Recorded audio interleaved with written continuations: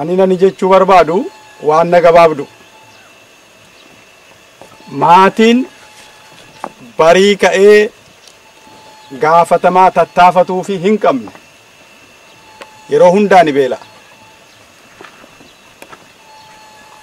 Biyyi jagna lubbuusaa isaaf kennu hin qabne yeroo hundaa garba.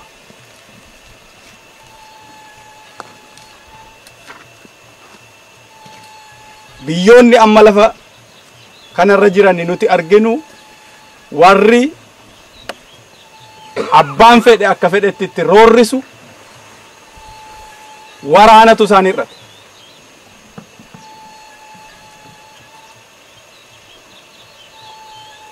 Diinni ufii akka amma nuti argaa jirru akka jagnoonni keenya nu barsiisanitti waraanni ni beela'aa, ni dheebotaa, ni dadhabaa, dhumarratti diina isaa mormarraa buusuufidha.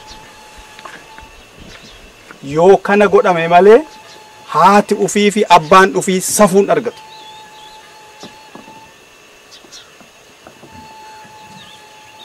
Goototi keenya kan nu barsiisan bakka amma isaan nu geessisantu jira. Bakki nu hafe immoo ni jira jechuudha.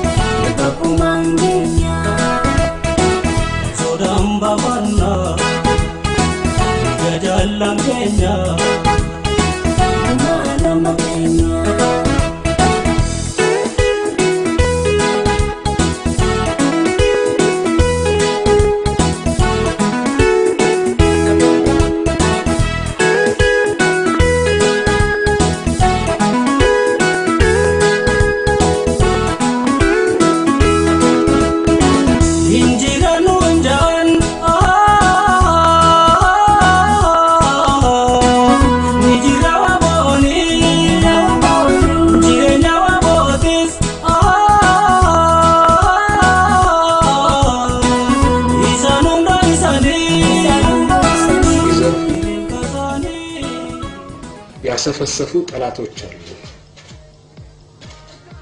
ስለዚህ እነዚህን ጠላቶች በንቃት ጠብቅ።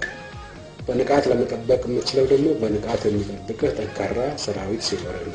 ይሄንን ጃስቲፋይ ለማድረግ ይሄን በህብረተሰቡ ውስጥ ተቀባይነት እንዲኖረው ለማድረግ